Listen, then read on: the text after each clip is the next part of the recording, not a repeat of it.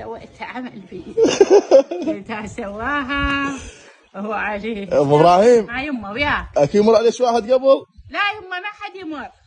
اليوم شنو اليوم؟ اليوم كلها مرت علي من امس العصر واليوم انقلبت. ايه سلامتك. نعمه هلهلي نعمه هلهلي يم العراقيين من حقك تفرحين، نص ولدك يلعبون ونص وقفوا ويعزبون، أيمه شديت الراية على زنودي وللوطن يا روح جودي وما ننسى